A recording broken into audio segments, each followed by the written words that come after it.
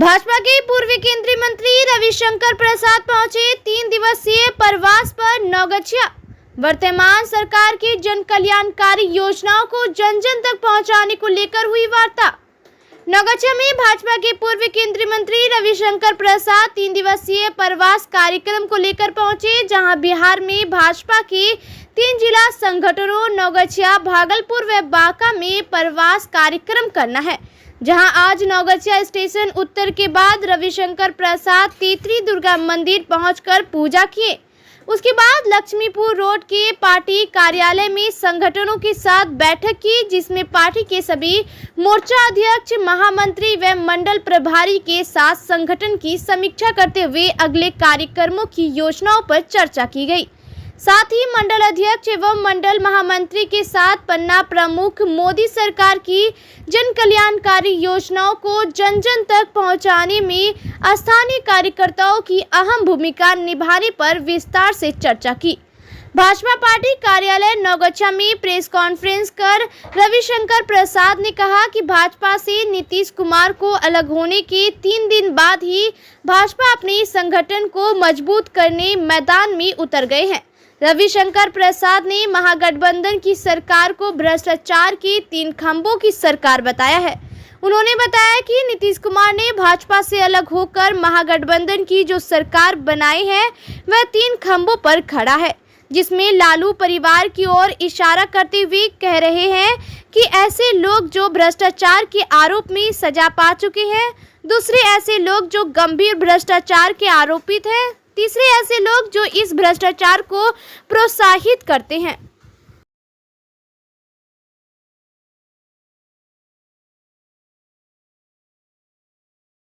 ऐसा है, इसका जवाब मेरा बहुत छोटा सा जवाब है। ये नया नारा नहीं है, ये लालू जी लगाते थे, याद है ना आपको।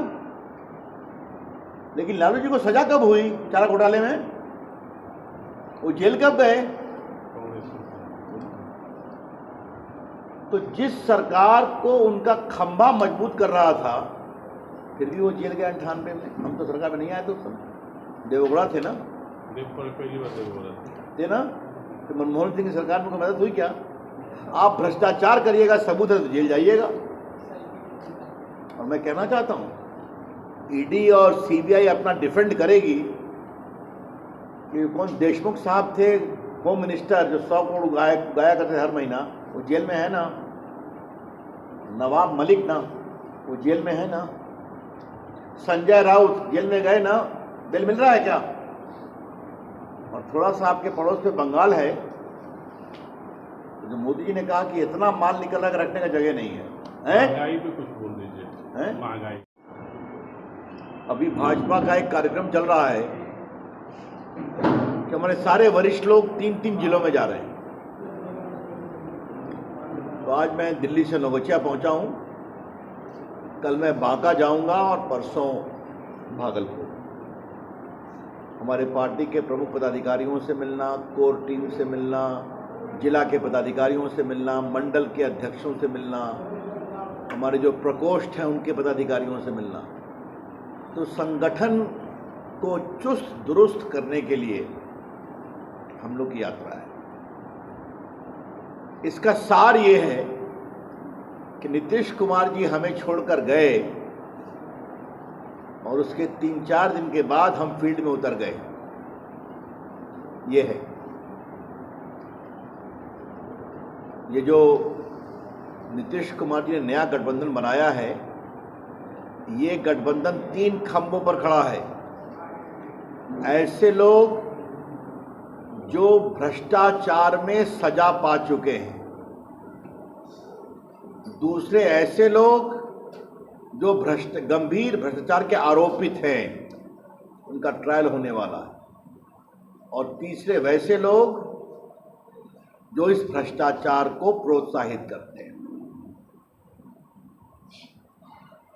और ये सब इसीलिए हो रहा है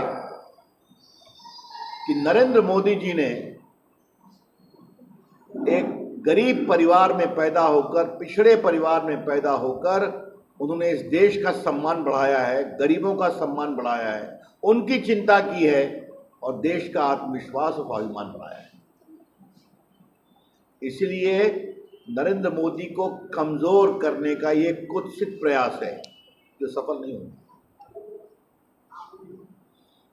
अपने पत्रकार मित्रों के माध्यम से हम बताना चाहेंगे कि 20 में जब नरेंद्र मोदी जी ने बहुत प्रभावी रूप से प्रचार किया तभी तो जीते थे ना, याद होगा आपको। पहले फेज में 5 फेज का चुनाव था, नहीं आए थे उस समय मोदी जी, कम आए थे, एकाध सभा गया में हुई थी। फिर दूसरे फेज से मोदी जी ने गंभीरता से प्रचार करना शुरू किया। आपको याद होगा, नमस्ते बैठिए, मोदी जी ने एक नारा दिया था, जंगल राज के 2 युवराज, याद है ना आपको। उस समय कांग्रेस और आरजेडी का अलायंस था। सेकेंड फेज में कुछ जीते, थर्ड में और जीते, और फोर्थ फिफ्थ में एनडीए स्वीप कर गया। तो जीते मोदी जी के नाम पर। आज मैं नौगछिया में एक सवाल और उठाना चाहता हूं। 19 के लोकसभा चुनाव में बीजेपी ने नीतीश कुमार जी के उम्मीदवारों को एडजस्ट करने के लिए अपने 6 सिटिंग एमपीज का टिकट काट दिया। तो आज 16 उनके जीते हैं, 17 हमारे जीते हैं। मुझे नीतीश बाबू और उनके एमपी से एक सवाल पूछना है, और यहां के भी एमपी से, कि वो लोकसभा में जीते हैं नरेंद्र मोदी के नाम पर कि नीतीश कुमार के नाम पर। उनके राष्ट्रीय अध्यक्ष भी जो जीते हैं मुंगेर से, वो जीते हैं नरेंद्र मोदी जी के नाम पर कि नीतीश कुमार के नाम पर। तो क्या मतलब है ये आप हर 2-2.5 साल पर जो पाला बदलते हैं। इस बार बीजेपी ने निर्णय किया है कि हम बहुत प्रभावी रूप से नीचे हम फील्ड में उतर गए हैं, अपने संगठन को हम चुस्त दुरुस्त करेंगे।